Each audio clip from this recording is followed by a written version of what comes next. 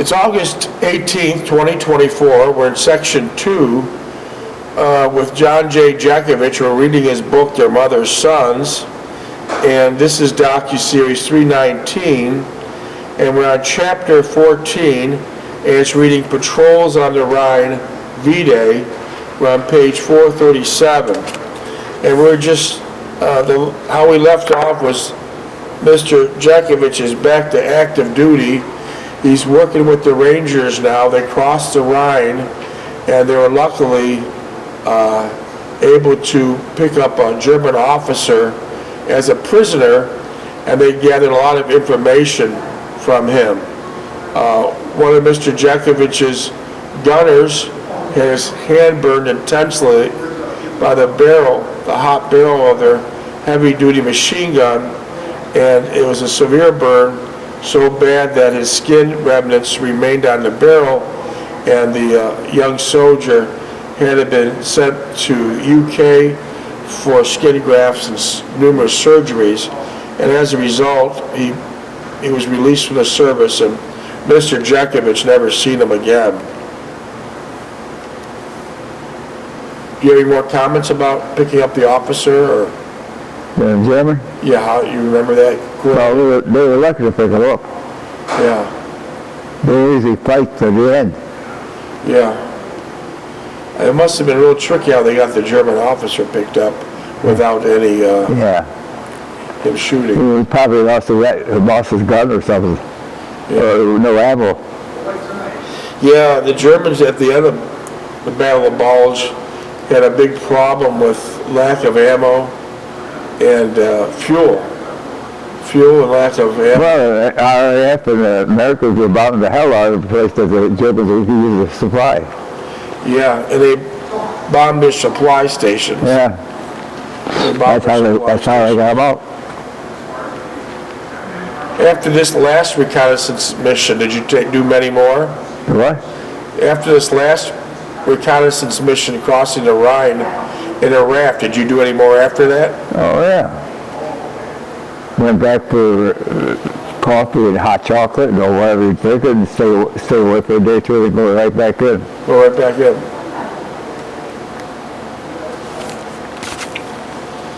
Okay, so Mr. Jeckovich is back to active duty in the Battle of Bulge after being in the hospitals in Paris for a few months. We're going over some of his activity he had, and if you would have any questions for this World War II vet, you can simply text Mr. Jeckovich at 407-366-0000. Any questions for World War II vet, John Jeckovich at 407-366-0000. Keep in mind that if you're in South Carolina, it's said this way: 407-366-0000. 407-366-0000. During World War II, there was approximately 16,400,000 young men and women in the services of all types, and right now we only have left about 100,000. All the rest are gone. Most of these young men and women that enlisted or got drafted were 18 and 19, and now if alive they're in their late 90s. And out of the 100,000 that are left, out of the 16,400,000, there's only about 8,000 of them that were combat, like Mr. Jeckovich. He was a combat soldier, infantry, and all the rest were rear echelon. They never made it to the front lines. And we're losing them at a rate of 135 a day. 135 a day. So here's your chance, if you want to actually get a direct answer or send a question Mr. Jeckovich's way. He'll answer all. He has been for the last year, answering all questions that come about. And that number to text Mr. Jeckovich at is 407-366-0000. So here we go, we're picking up at page 437. Several days later, based on the information they obtained from the captured German officer, the Allies made a crossing on the Rhine River. It was through the valiant efforts of people like the Rangers who went on the original patrol that made the Rhine crossing possible. As the expertise and knowledge of Major Mandran, now deceased, how did Major Mandran die? Major Mandran, now deceased, how did he die? Was he American? You know, you said you had a major that set you up with the Rangers to do reconnaissance. Major Mandran, Major Mandran. American? Yeah, he was your major when he set you up with the Rangers. With the Rangers. You said now deceased. Did he die in war or just of natural He causes? probably died in the war with that patrol. Whose leadership inspired us all who came into contact with him. They were unsung heroes, unpretentious and unassuming, who did their job unflinchingly, seeking no reward but to do their best that was asked of them. Our division supported the river crossing of the 30th and 79th Infantry Divisions in the vicinity of Orsay. We set up our guns in the high ground along the river and fired over 30,000 rounds. That's a lot of rounds. That's a big, yeah. Between the first... Who bring all that ammo up? Yeah, it's a lot of weight too. Between 30,000 rounds between the 1st and 2nd platoons of each company. Deficient artillery fired over 27 rounds during the preparation, which was participated in by 52 artillery batteries throughout the sector. After the bridges were established across the river, the 291st assumed responsibility for security of the L and North bridges. We pulled this duty for several days, and by the 29th of March, the division had completed its movement into the East Bank and assembled in the vicinity of Heisfeld. In the meantime, the 75th Reconnaissance Troop reconnected routes to the forward assembly area and the vicinity of Imla, where the division completed concentration on the 30th of March. Corps Attack Order, Field Order number 14, issued at 1700 hours, projected a continuation of the Corps attack toward and across the Dartmouth-Ems Canal, where it ran parallel to the Rhine River. The operation was carried out against many formidable obstacles. The Gravely Plateau, which division fought, had numerous heavy forests limiting the fields of fire. It was interlaced by a system of canals averaging 10 feet in depth and 100 feet in width, with steep banks. It also contained many villages, cities, and industrial plants, all capable of conversion into strong points and furnishing cover for the snipers. It bristled with anti-aircraft weapons capable of use against ground troops. Finally, the first-class troops of the 116th Panzer, the 180th and 190th, and the 2nd Pair Division were deployed in the area. This was a scene of the fiercest fighting and a tenacious resolve not to give up 1 inch of German soil. It was the area where some of our highest losses were encountered, not much on our divisional level, but on a squad and platoon level. The division jumped off at 600 hours, and after a 30-minute artillery preparation, the objective was a line running south from Lippe-Sutton Canal, past the town of Drev, just short of the edge of the Die Hard Forest. The 8th Armored Division was the division's right with the 289th Infantry, and on the right the 291st Infantry on the left. We had gotten into heavy industrial sector with Panzer divisions slugging it out with us. Help from tanks and tank destroyers was out of the question, as the area was so dense with industrial buildings and its superstructure. We usually just set the gun up in a second-story building, not knowing what actually was in the building itself. Most of the equipment was rusted out, and it seemed that it was abandoned a while it was still operating. Most of the vats and containers were still filled with whatever they were making. German machine guns were popped up everywhere, and the Germans were shelling us on either side. As they hunkered down in the factories with their 2-foot thick concrete walls and ceilings, the combat was reduced to a simple equation. Man against man, grenade against grenade, rifle against rifle, machine gun against machine gun. We would hear the rapid fire of the machine gun, and then fire in retaliation with their tracer and armor piercing. What would a tracer be? Tracer, when they shot at it, left a red streak behind them. And armor piercing, was that for tanks? Yeah, armor piercing would be try to hit a tank. It was here that I developed a healthy respect for the German machine gun as far as superior weapon to our own.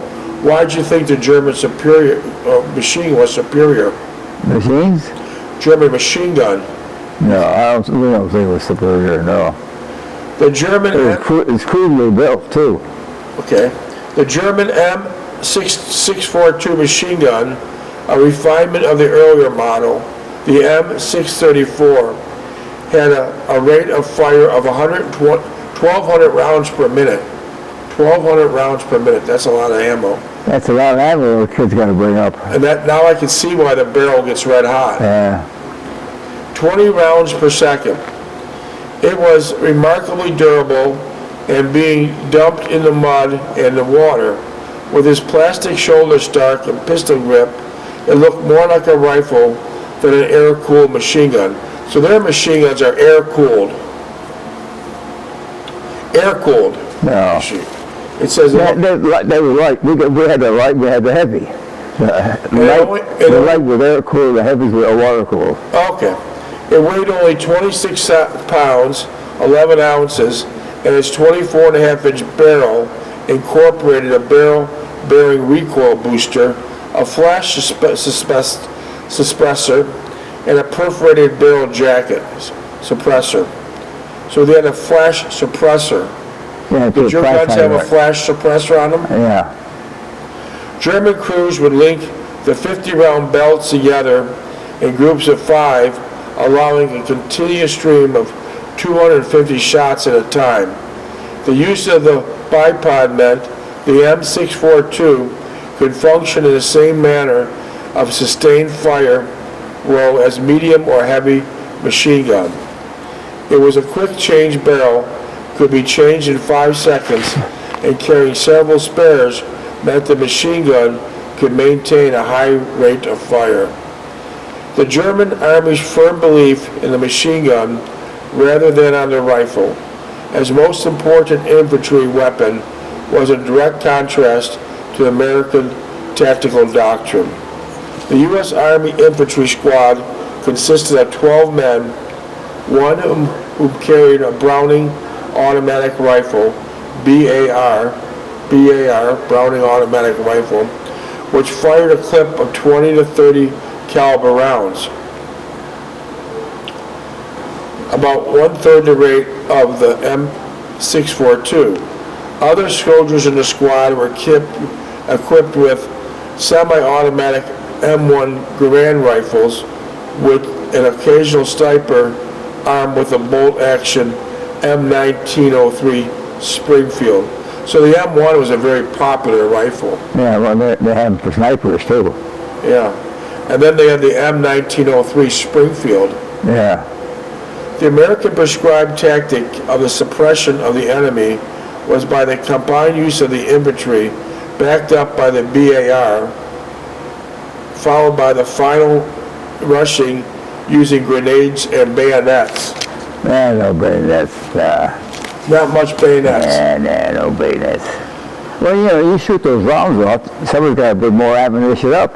The ammo bearers have to they get killed, go back and forth and pick it up ammo. In contrast, the average German squad consisted of 9 men, centered on the Schultz 1, the name for the M642 operator. German squad leaders carried machine pistols, God bless you, MP40s, which were light submachine guns of notoriously precise accuracy. It only fired tracers so the rest of the squad leader could direct their men to the attention of a selected target. The rest of the squad carried a Mauser 98K bolt-action rifle. So that bolt-action rifle was kind of like a... Yeah, a sniper. Okay.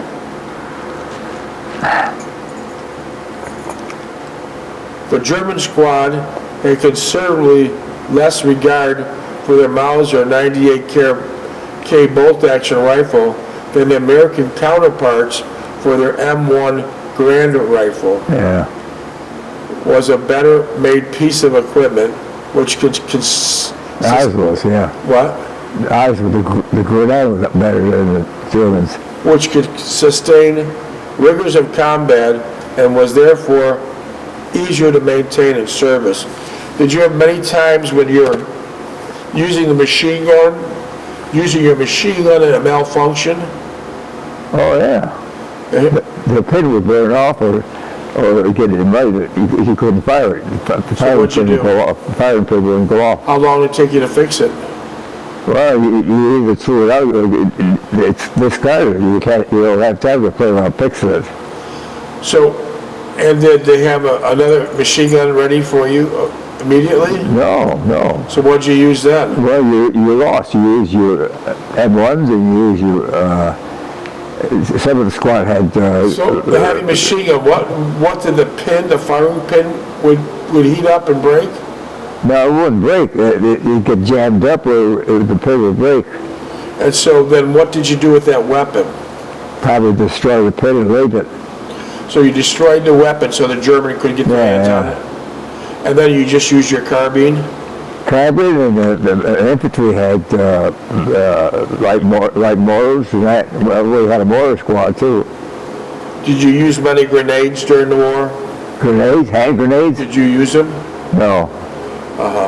Was there a lot of men with grenades? Had a grenade on your belt. Did you use it at least once? Yeah, I threw it just to harass them, that's all. If you threw that grenade, they didn't know where you were. And then you're pretty much spotted. Yeah. Was the issue to every soldier get 2 grenades? Who? Did every soldier get 2 grenades? Every soldier? Was issued 2 grenades? Actually, yeah, on their belt, yeah. So when your heavy-duty machine gun would malfunction, did you furtherly make it so that the machine gun was not usable by anybody? Well, you slam it up against a rock or something, and that's it. And that was it? If you injured the tank, they couldn't use it. And so then, how long did it take you to get another machine gun? Probably a couple of weeks. They didn't send me up another machine gun. Those guys said, way over hell over someplace else. And so what did you do for 2 weeks? You improvised what you had. Like what did you have? I had my rifle and a pistol and that. And the infantry had bazookas and that. Did the ammo bearers have M1s also? No, they had pistols. That pistol's not too effective. Well, an ammo they carry a rifle. He's carried all that. Yeah, so the ammo bearer could not take a rifle because he has enough to carry. So they'd be equipped with a 45 pistol? 45, yeah.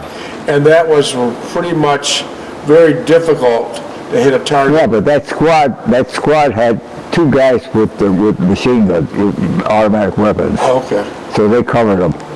okay, all right. So once you lost your pistol, you had Mortons and that, you're done. Yeah.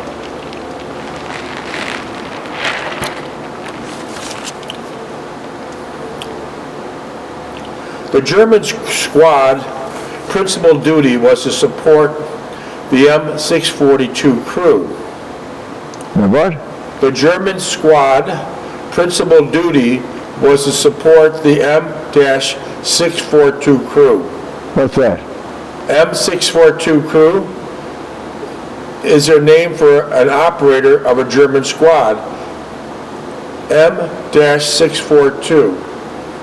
That's his name? It's centered on the Schutz, their name for the M642 operator. The average German squad consisted of 9 men and centered on the Schutz 1, the name for the M642 operator. I take it that M642 is a machine gun. When the Schutz advanced into position, the riflemen helped dig into his defensive position. He was supposed to counteract the Germans, yeah. On the Schützenlocke, and then fanned out to scout for him. They were also expected to carry extra ammunition. The Schutz 1, with his 26-pound M642, could move quickly as any rifleman and set up his position in a matter of seconds. Then we gotta move right away. In 1944, the 193-man U.S. Average Rifleman Company was supported by 2 light machine guns, which were attached to a separate weapons platoon, along with 9 BARs in respective squads. The German company of 142 men had 15 machine guns plus 28 submachine guns, all distributed within each squad. Even down to 50 men, the German company was capable of pinning down advancing Allied troops along a 1,000-yard front, so as long as the M642s were firing and the 20 soldiers not working the machine gun were relying on a steady supply of ammunition to the M642s. Both the American and German infantry battalions, including a special heavy weapons company equipped with a heavy machine gun. That's what you use, heavy machine gun. Yeah. American Heavy Weapons Company had 8 Browning M1917 water-cooled machine guns, each with weight about 100 pounds. The tripod alone for this machine gun weighed about 50 pounds.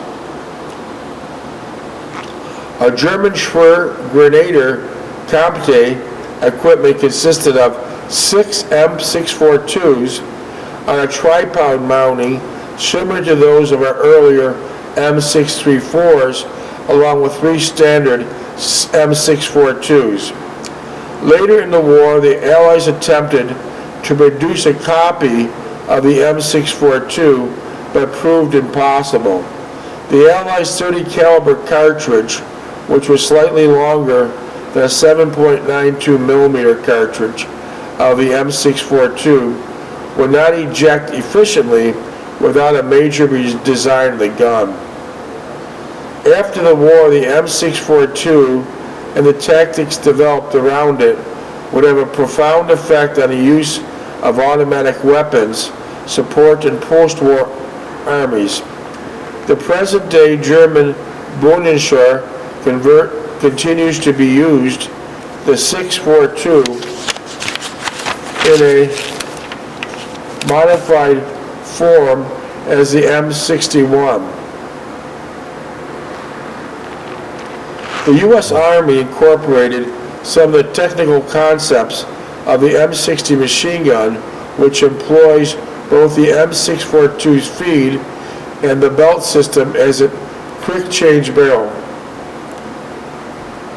Introduced into service in 1957 and generally allotted over one per squad, the M60 is used by American infantrymen to provide fire support in very much the same manner that the M642 was used against them by the Germans during the war. The Germans were capable of producing excellent weaponry, and the fact that the U.S. were in their testimony to consummate to kill. I did not care much for the second-story gun positions. I felt trapped with no way out. So you didn't like to be in a building? No, I was going to say stay outside. But sometimes you had to go in a building, right? Well, I did not care much for the second-story gun positions. I felt trapped with no way out. There was usually only one way up and consequently only one way down, unless you jumped out the second-story window with a 100-pound machine gun. The fear of a counterattack was always uppermost in our minds. It seemed that the Germans always had an inexhaustible supply of fresh troops to throw into the fray. So Germans had lots of fresh troops coming and going. I don't think so. They had to bring them in. Most of the counterattacks were beaten back with high concentration of firepower, machine gun, anti-aircraft fire, anti-tank guns used as a direct fire weapons at the oncoming enemy. Mostly was the individual soldier laying his life on the line and going the extra effort to combat the oncoming enemy. Many acts of heroism were unrecorded for the simple fact that they were taken only as a routine task and nothing out of the ordinary. Yeah.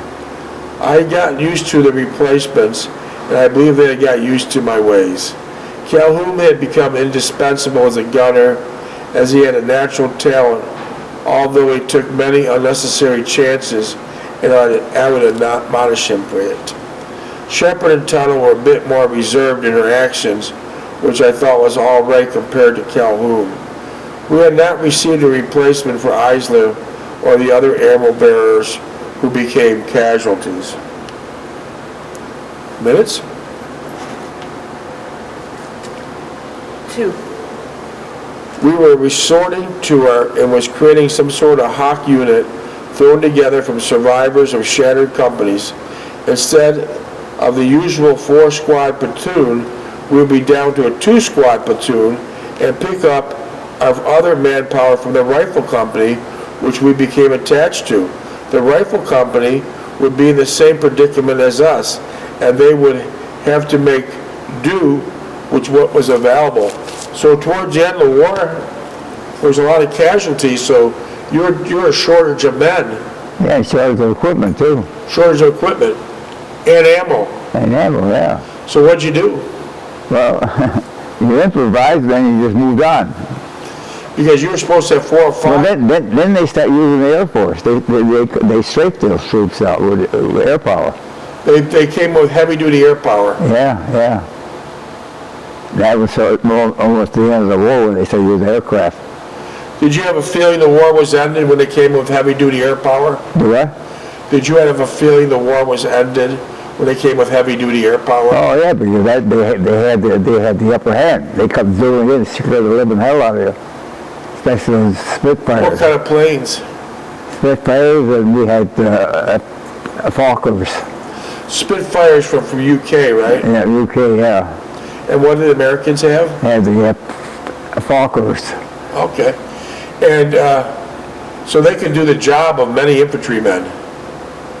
Well, they were an aid. They were sent, I got a hiding power troops here, sent a couple of guys in. And they come zooming in. Didn't Germany do the same thing with airplanes? Well, see, we were bombing their equipment all the time. They were losing their equipment all the time. So they had nothing left.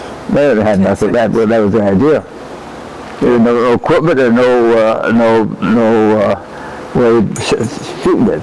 So they have no equipment, they can't kill an American. They're